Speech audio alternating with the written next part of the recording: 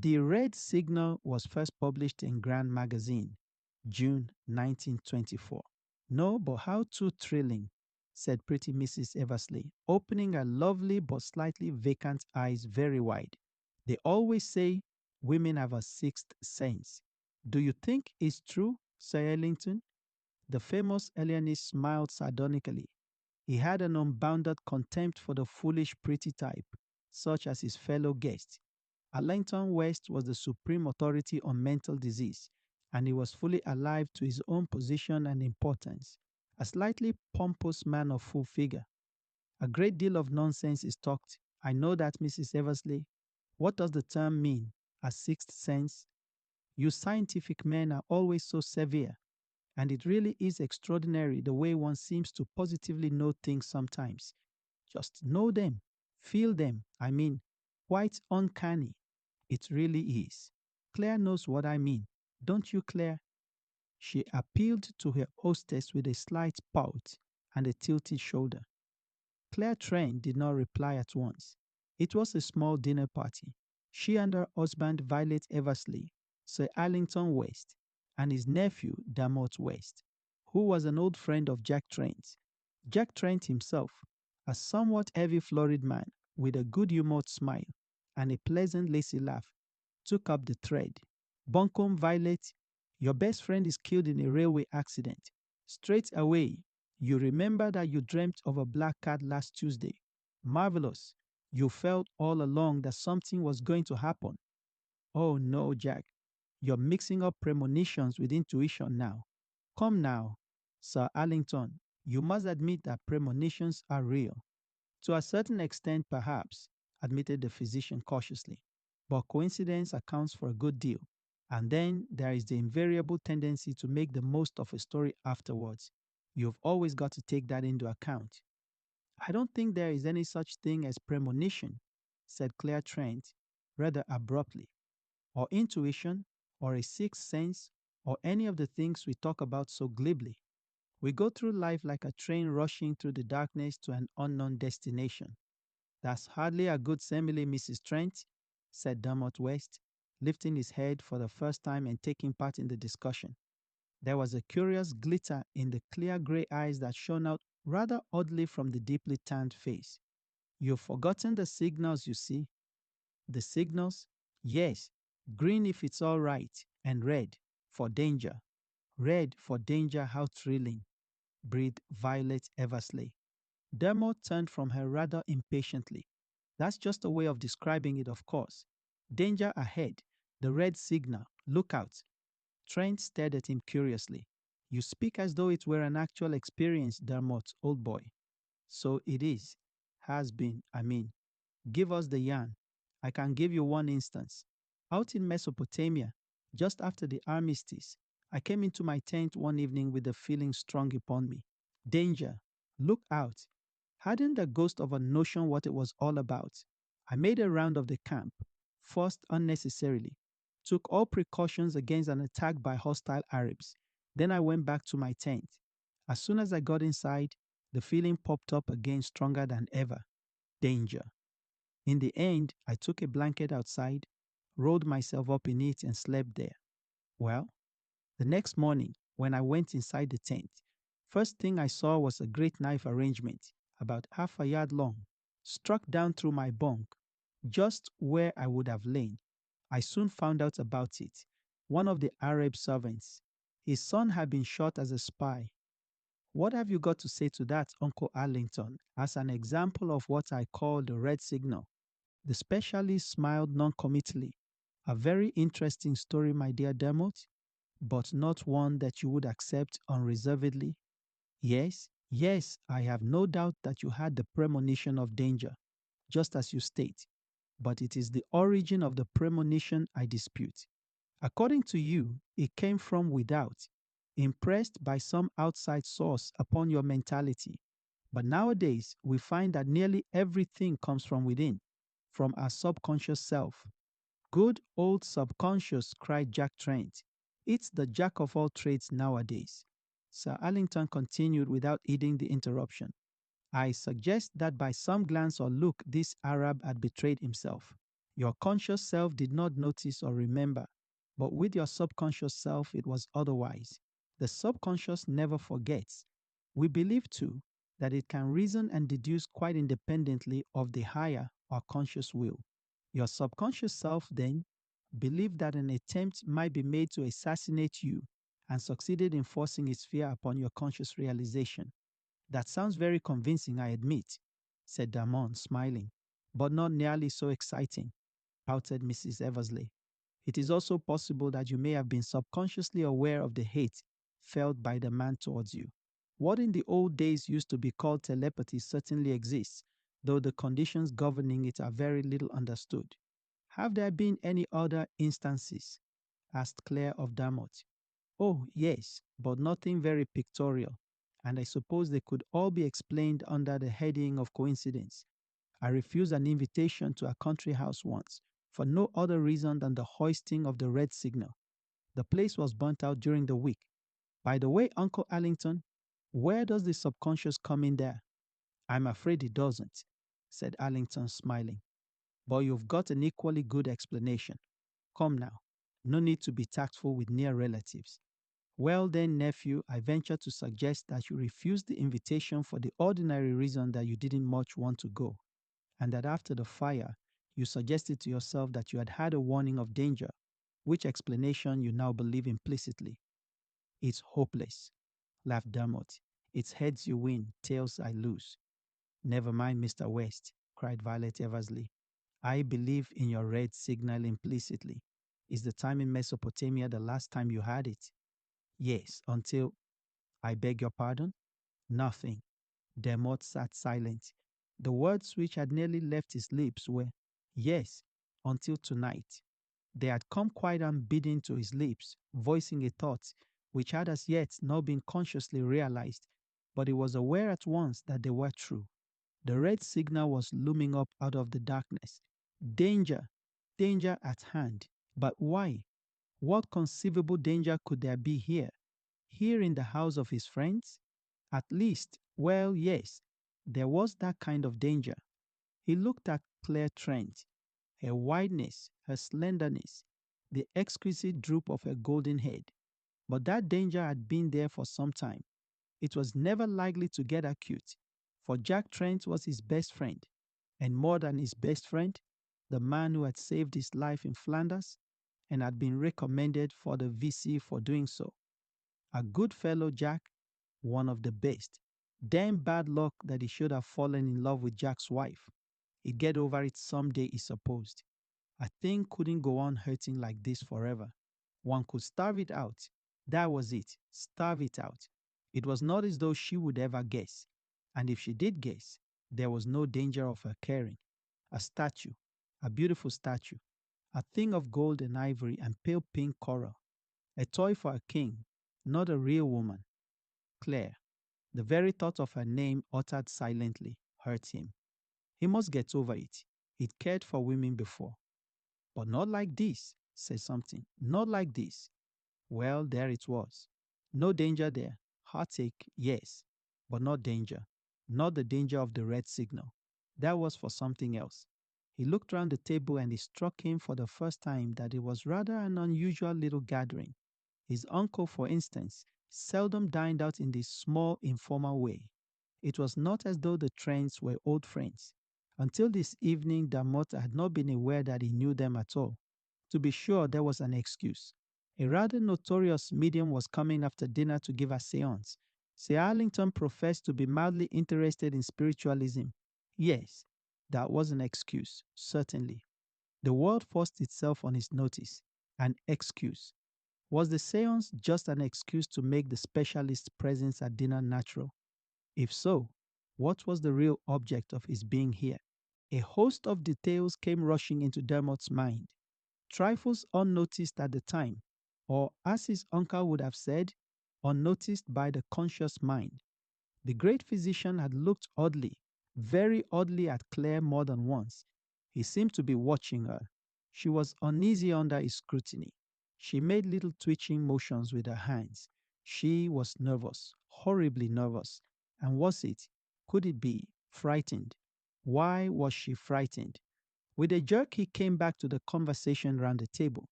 Mrs. Eversley had got the great man talking upon his own subject. My dear lady, he was saying, what is madness? I can assure you that the more we study the subject, the more difficult we find it to pronounce. We all practice a certain amount of self-deception, and when we carry it so far as to believe we are the Tsar of Russia, we are shut up or restrained. But there is a long road before we reach that point.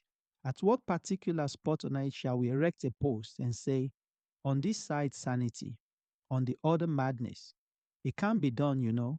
And I will tell you this, if the man suffering from a delusion happened to hold his tongue about it, in all probability we should never be able to distinguish him from a normal individual. The extraordinary sanity of the insane is a most interesting subject.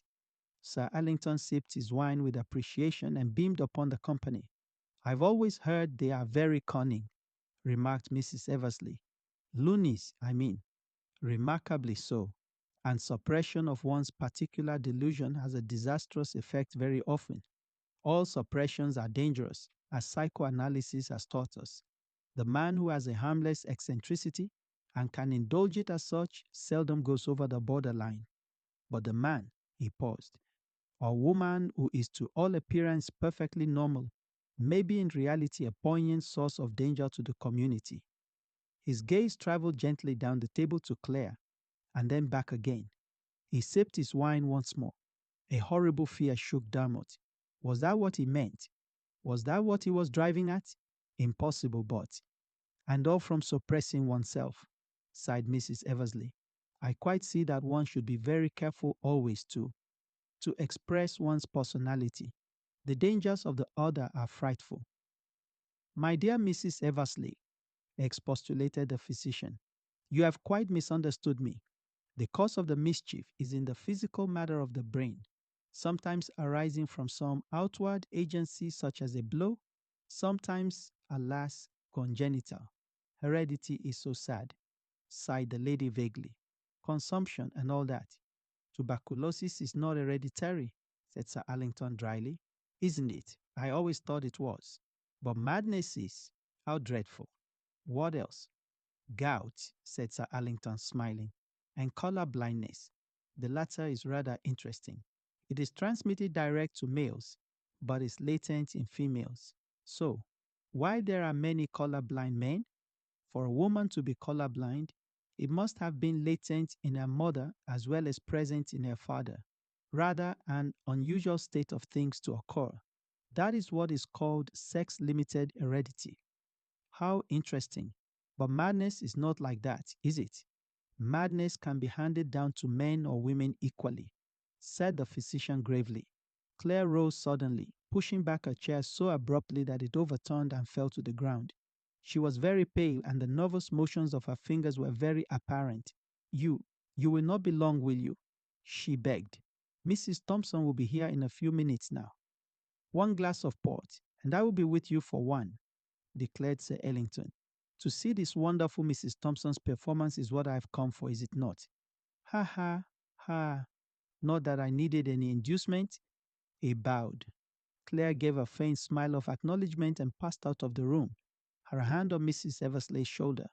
Afraid I've been talking shop? Remarked the physician as he resumed his seat. Forgive me, my dear fellow. Not at all, said Trent perfunctorily. He looked strained and worried. For the first time, Dermot felt an outsider in the company of his friend. Between these two was a secret that even an old friend might not share. And yet, the whole thing was fantastic and incredible. What had he to go upon? Nothing but a couple of glances and a woman's nervousness. They lingered over their wine but a very short time and arrived up in the drawing room just as Mrs. Thompson was announced. The medium was a plump, middle-aged woman, atrociously dressed in magenta velvet with a loud, rather common voice. Hope I'm not late, Mrs. Trent, she said cheerily. You did say 9 o'clock, didn't you? You are quite punctual, Mrs. Thompson, said Claire in a sweet, slight, husky voice. This is our little circle. No further introductions were made, as was evidently the custom. The medium swept them all with a shrewd, penetrating eye, I hope we shall get some good results, she remarked briskly. I can't tell you how I hate it when I go out and I can't give satisfaction, so to speak. It just makes me mad. But I think Shiromako, my Japanese control, will be able to get through all right tonight. I'm feeling ever so fit, and I refuse the Welsh rabbit, fond of toasted cheese, though I am. Dermot listened, half amused, half disgusted. How prosaic the whole thing was. And yet, was he not judging foolishly? Everything, after all, was natural. The powers claimed by mediums were natural powers, as yet imperfectly understood. A great surgeon might be wary of indigestion on the eve of a delicate operation. Why not Mrs. Thompson? Chairs were arranged in a circle, lights so that they could conveniently be raised or lowered. Dermot noticed that there was no question of tests or of Sir Allington satisfying himself as to the conditions of the séance. No, this business of Mrs. Thompson was only a blind. Sir Allington was here for quite another purpose. Claire's mother, Dermot remembered, had died abroad. There had been some mystery about her. Hereditary. With a jerk, he forced his mind back to the surroundings of the moment. Everyone took their places, and the lights were turned out, all but a small red-shaded one on a far table. For a while, nothing was heard but the low, even breathing of the medium. Gradually, it grew more and more stertorous. Then, with a suddenness that made Dermot jump, a loud rap came from the far end of the room. It was repeated from the other side. Then a perfect crescendo of raps was heard. They died away, and a sudden eye peal of mocking laughter rang through the room. Then silence, broken by a voice utterly unlike that of Mrs. Thompson. A high-pitched, quaintly inflected voice. I am here, gentlemen, it said. Yes, I am here. You wish to ask me things. Who are you? Shiromako. Yes, I Shiromako. I pass over long time ago. I work. I very happy. Further details of Shiromako's life followed. It was all very flat and uninteresting, and Dermot had heard it often before. Everyone was happy, very happy. Messages were given from vaguely described relatives, the description being so loosely worded as to fit almost any contingency. An elderly lady, the mother of someone present, held the floor for some time, imparting copybook maxims with an air of refreshing novelty, hardly borne out by her subject matter. Someone else wants to get through now, announced Shiromako. Got a very important message for one of the gentlemen. There was a pause, and then a new voice spoke, prefacing its remark with an evil demoniacal chuckle. Ha, ha, ha, ha, ha, ha. Better not go home. Better not go home. Take my advice. Who are you speaking to? Asked Trent. One of you three. I shouldn't go home if I were him. Danger. Blood. Not very much blood. Quite enough. No. Don't go home. The voice grew fainter. Don't go home. It died away completely. Dermot felt his blood tingling. He was convinced that the warning was meant for him. Somehow or other, there was danger abroad tonight. There was a sigh from the medium, and then a groan. She was coming round. The lights were turned on, and presently she sat upright, her eyes blinking a little. Go off well, my dear. I hope so. Very good indeed. Thank you, Mrs. Thompson. Shiromako, I suppose. Yes, and others. Mrs. Thompson yawned. I'm dead beat. Absolutely down and out. Does fairly take it out of you. Well, I'm glad it was a success. I was a bit afraid it might be. Afraid something disagreeable might happen. There's a queer feel about this room tonight. She glanced over each ample shoulder in turn, and then shrugged them uncomfortably. I don't like it, she said. Any sudden deaths among any of you people lately? What do you mean, among us? Near relatives, dear friends? No? Well, if I wanted to be melodramatic, I'd say there was death in the air tonight. There is only my nonsense. Goodbye, Mrs. Trent. I'm glad you've been satisfied. Mrs. Thompson in a magenta velvet gown went out. I hope you've been interested, Sir Allington, murmured Claire. A most interesting evening, my dear lady. Many thanks for the opportunity. Let me wish you good night. You are all going to a dance, are you not? Won't you come with us? No, no, I make it a rule to be in bed by 11:30. Good night. Good night, Mrs. Eversley. Ah, Dermot, I rather want to have a word with you. Can you come with me now? You can rejoin the others at the Grafton Galleries. Certainly, uncle. I'll meet you there then, Trent. Very few words were exchanged between uncle and nephew during the short drive to Harley Street. Sir Allington made a semi-apology for dragging Dermot away and assured him that he would only detain him a few minutes. Shall I keep the car for you, my boy? He asked as they alighted. Oh, don't bother, uncle. I'll pick up a taxi. Very good. I don't like to keep Charleston up later than I can help. Good night, Charleston. Now where the devil did I put my key? The car glided away as Sir Allington stood on the steps vainly searching his pockets. Must have left it in my other coat, he said at length. Ring the bell, will you? Johnson is still up, I dare say. The imperturbable Johnson did indeed open the door within 60 seconds. Mislaid my key, Johnson, explained Sir Allington. Bring a couple of whiskies and sodas into the library, will you? Very good, Sir Allington. The physician strode on into the library and turned on the lights. He motioned to Dermot to close the door behind him after entering. I won't keep you long, Dermot, but there's just something I want to say to you. Is it my fancy, or have you a certain tendresse, shall we say, for Mrs. Jack Trent? The blood rushed to Dermot's face. Jack Trent is my best friend. Pardon me, but that is hardly answering my question. I dare say that you consider my views on divorce and such matters highly puritanical, but I must remind you that you are my only near relative and that you are my heir. There is no question of a divorce, said Dermot angrily. There certainly is not, for a reason which I understand perhaps better than you do. That particular reason I cannot give you now, but I do wish to warn you. Claire Trent is not for you. The young man faced his uncle's gaze steadily. I do understand, and permit me to say, perhaps better than you think. I know the reason for your presence at dinner tonight. Eh? The physician was clearly startled. How did you know that? Call it a guess, sir.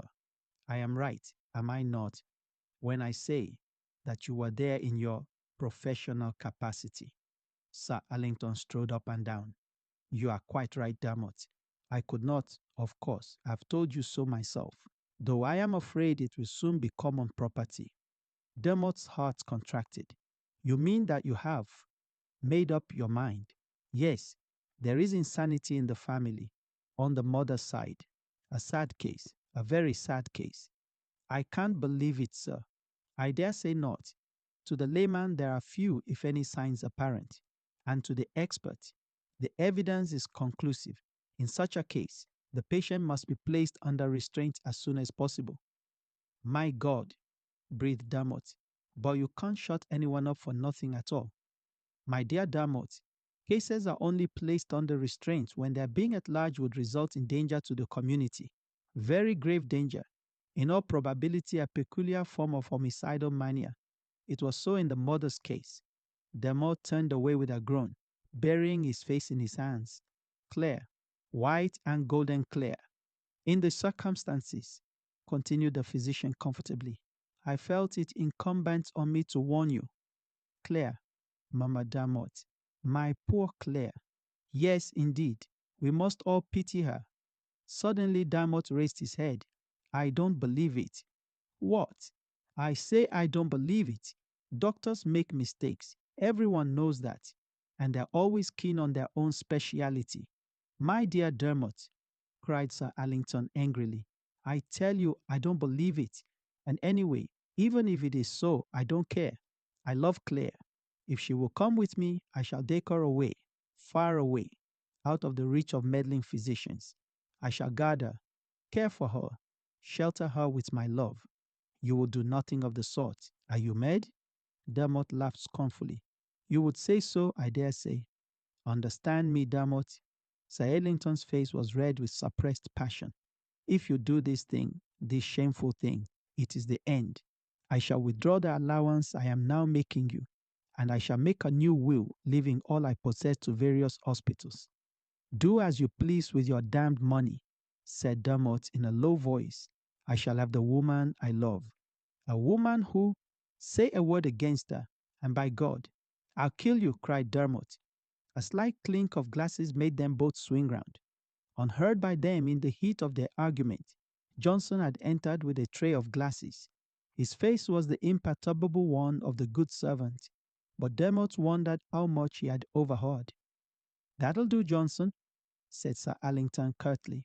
You can go to bed. Thank you, sir. Good night, sir. Johnson withdrew. The two men looked at each other. The momentary interruption had calmed the storm. Uncle, said Dermot, I shouldn't have spoken to you as I did. I can quite see that from your point of view. You are perfectly right. But I have loved Claire Trent for a long time. The fact that Jack Trent is my best friend has hitherto stood in the way of my ever speaking of love to Claire herself. But in these circumstances, that fact no longer counts. The idea that any monetary conditions can deter me is absurd. I think we both said all there is to be said. Good night. Dermot, it is really no good arguing further. Good night, Uncle Allington. I'm sorry, but there it is. He went out quickly, shutting the door behind him. The hall was in darkness. He passed through it, opened the front door, and emerged into the street, banging the door behind him. A taxi had just deposited a fare at a house farther along the street, and Dermot hailed it and drove to the Grafton Galleries. In the door of the ballroom, he stood for a minute bewildered, his head spinning. The raucous jazz music, the smiling women. It was as though he had stepped into another world. Had he dreamt it all? Impossible that that grim conversation with his uncle should have really taken place. There was Claire floating past, like a lily in her white and silver gown that fitted sheet-like to her slenderness. She smiled at him, her face calm and serene. Surely it was all a dream. The dance had stopped.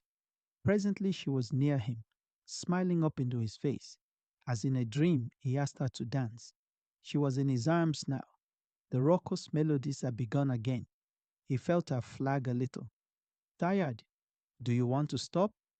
If you don't mind, can we go somewhere where we can talk? There is something I want to say to you. Not a dream. He came back to earth with a bump. Could he ever have thought her face calm and serene? It was haunted with anxiety, with dread. How much did she know? He found a quiet corner and they sat down side by side. Well, he said, assuming a lightness he did not feel. You said you had something you wanted to say to me. Yes. Her eyes were cast down. She was playing nervously with the tassel of her gown. It's difficult, rather. Tell me, Claire. It's just this. I want you to go away for a time. He was astonished. Whatever he had expected, it was not this. You want me to go away? Why? It's best to be honest, isn't it?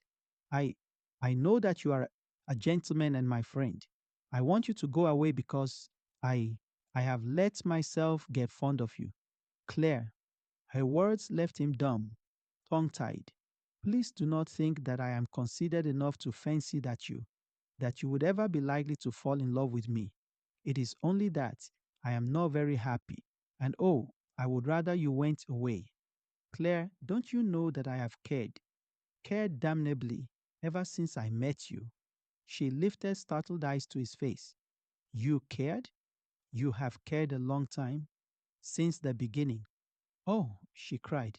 Why didn't you tell me then? When I could have come to you. Why tell me now when it's too late? No, I'm mad. I don't know what I'm saying. I could never have come to you. Claire, what did you mean when you said now that it's too late? Is it is it because of my uncle? What he knows? What he thinks? She nodded dumbly, the tears running down her face. Listen, Claire, you're not to believe all that. You're not to think about it. Instead, you will come away with me.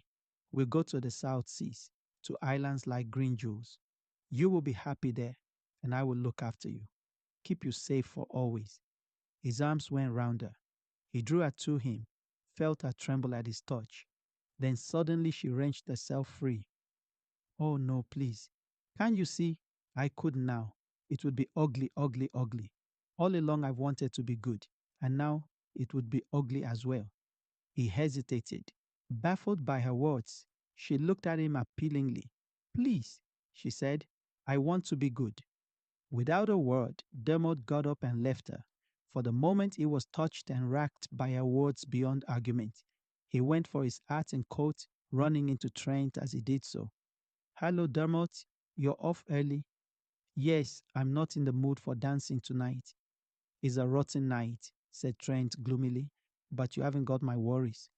Dermot had a sudden panic that Trent might be going to confide in him. "Not that. Anything but that." "Well, so long," he said hurriedly. "I'm off home." "Home, eh? What about the warning of the spirits?" "I'll raise that. Good night, Jack." Dermot's flat was not far away.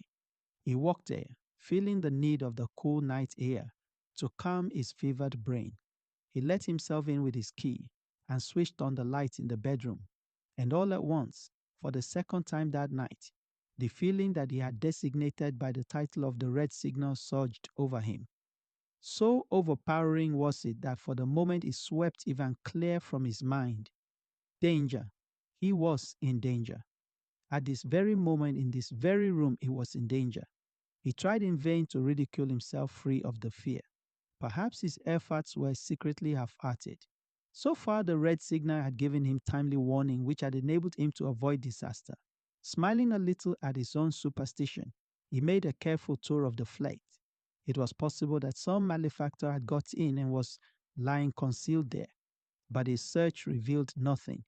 His man Milson was away, and the flat was absolutely empty. He returned to his bedroom and undressed slowly, frowning to himself.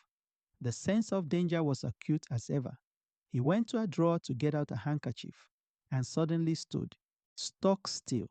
There was an unfamiliar lump in the middle of the drawer, something hard. His quick, nervous fingers tore aside the handkerchiefs and took out the objects concealed beneath them. It was a revolver. With the utmost astonishment, Dermot examined it keenly. It was of a somewhat unfamiliar pattern, and one shot had been fired from it lately. Beyond that, he could make nothing of it. Someone had placed it in that drawer that very evening. It had not been there when he dressed for dinner. He was sure of that. He was about to replace it in the drawer when he was startled by a bell ringing. It rang again and again, sounding unusually loud in the quietness of the empty flat. Who could it be coming to the front door at this hour? And only one answer came to the question, an answer instinctive and persistent. Danger, danger, danger. Led by some instinct for which he did not account, Dermot switched off his light, slipped on an overcoat that lay across a chair, and opened the hall door. Two men stood outside. Beyond them, Dermot caught sight of a blue uniform, a policeman. "Mr. West?" asked the foremost of the two men. It seemed to Dermot that ages elapsed before he answered. In reality, it was only a few seconds before he replied, in a very fair imitation of his man's expressionless voice. "Mr. West hasn't come in yet. What do you want with him at this time of night?" "Hasn't come in yet, eh? Very well then. I think we'd better come in and wait for him." "No, you don't." "See here, my man, my name is Inspector Verrall of Scotland Yard, and I've got a warrant for the arrest of your master. You can see it if you like."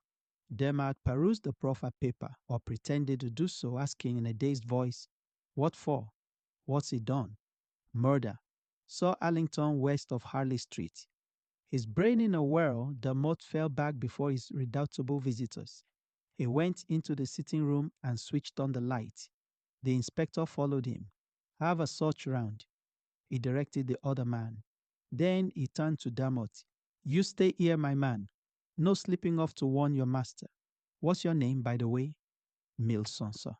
"What time do you expect your master in, Milson?" "I don't know, sir. He was going to a dance, I believe, at the Grafton Galleries. He left there just under an hour ago. Sure he's not been back here?" "I don't think so, sir. I fancy I should have heard him come in." At this moment, the second man came in from the adjoining room. In his hand, he carried the revolver. He took it across to the inspector in some excitement. An expression of satisfaction flitted across the latter's face. "That settles it. he remarked. Must have slipped in and out without your hearing him. He's hooked it by now. I'd better be off. Collie, you stay here in case he should come back again, and you keep an eye on this fellow. He may know more about his master than he pretends. The inspector bustled off. Dermot endeavored to get at the details of the affair from Collie, who was quite ready to be talkative. Pretty clear case, he vouchsafed. The murder was discovered almost immediately. Johnson, the manservant, had only just gone up to bed when he fancied he heard a shot and came down again. Found Sir Allington dead, shot through the heart. He rang us up at once and we came along and heard his story, which made it a pretty clear case, ventured Dermot. Absolutely. This young West came in with his uncle and they were quarreling when Johnson brought in the drinks. The old boy was threatening to make a new will, and your master was talking about shooting him. Not 5 minutes later, the shot was heard. Oh, yes, clear enough. Silly young fool. Clear enough indeed. Dermot's heart sank as he realized the overwhelming nature of the evidence against him. Danger indeed, a horrible danger, and no way out save that of flight. He set his wits to work. Presently, he suggested making a cup of tea. Collie assented readily enough. He had already searched the flat and knew there was no back entrance. Dermot was permitted to depart to the kitchen. Once there, he put the kettle on and chinked cups and saucers industriously. Then he stole swiftly to the window and lifted the sash. The flat was on the second floor, and outside the window was a small wire lift used by tradesmen which ran up and down on its steel cable. Like a flash, Dermot was outside the window and swinging himself down the wire rope. It cut into his hands, making them bleed, but he went on desperately. A few minutes later, he was emerging cautiously from the back of the block. Turning the corner, he cannoned into a figure standing by the sidewalk. To his utter amazement, he recognized Jack Trent. Trent was fully alive to the perils of the situation. My God, Dermot, quick, don't hang about here. Taking him by the arm, he led him down a B street, then down another. A lonely taxi was sighted and hailed, and they jumped in, Trent giving the man his own address. Safest place for the moment.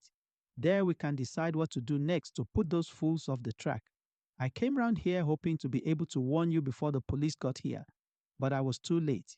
I didn't even know that you had heard of it. Jack, you don't believe. Of course not, old fellow, not for 1 minute. I know you far too well. All the same, it's a nasty business for you. They came round asking questions. What time you got to the Grafton Galleries? When you left, etc. Dermot, who could have done the old boy in? I can't imagine. Whoever did it put the revolver in my drawer, I suppose. Must have been watching us pretty closely.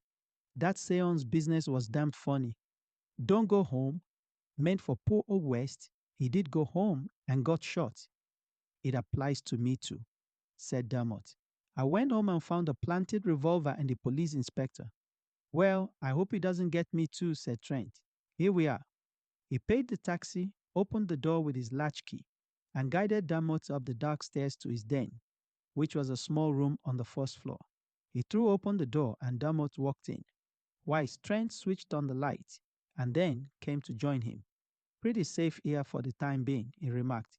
Now we can get our heads together and decide what is best to be done. I've made a fool of myself, said Dermot suddenly. I ought to have faced it out. I see more clearly now. The whole thing's a plot. What the devil are you laughing at? For Trent was leaning back in his chair, shaking with unrestrained mirth.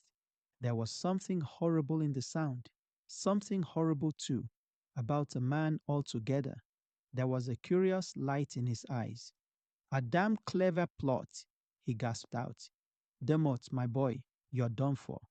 He drew the telephone towards him. What are you going to do? Asked Dermot. Ring up Scotland Yard. Tell them they're birds here. Safe under lock and key. Yes, I locked the door when I came in, and the key's in my pocket. No good looking at that other door behind me. That leads into Claire's room, and she always locks it on her side. She's afraid of me, you know.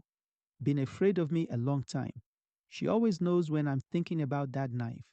A long, sharp knife. No, you don't. Dermot had been about to make a rush at him, but the other had suddenly produced an ugly-looking revolver.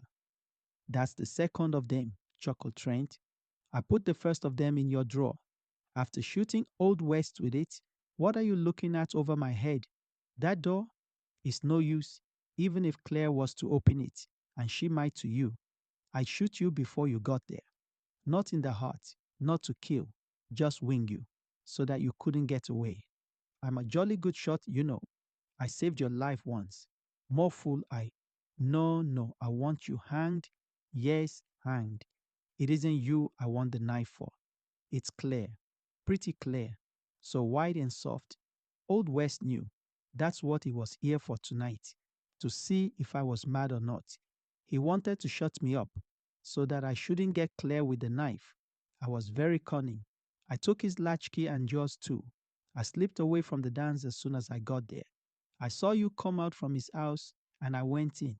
I shot him and came away at once. Then I went to your place and left the revolver. I was at the Grafton Galleries again almost as soon as you were, and I put the latchkey back in your coat pocket when I was saying goodnight to you. I don't mind telling you all this. There's no one else to hear, and when you're being hanged, I'd like you to know I did it. God, how it makes me laugh. What are you thinking of? What the devil are you looking at? I'm thinking of some words you quoted just now. You'd have done better, Trent, not to come home. What do you mean? Look behind you. Trent spun round. In the doorway of the communicating room stood Claire and Inspector Verrall. Trent was quick. The revolver spoke just once and found its mark. He fell forward across the table. The inspector sprang to his side as Dermot stared at Claire in a dream. Thoughts flashed through his brain disjointedly. His uncle, their quarrel, the colossal misunderstanding, the divorce laws of England, which would never free Claire from an insane husband. We must all pity her. The plot between her and Sir Allington, which the cunning of Trent had seen through. Her cry to him, ugly, ugly, ugly. Yes, but now the inspector straightened up again. Dead, he said vexedly. Yes, Dermot heard himself saying. He was always a good shot,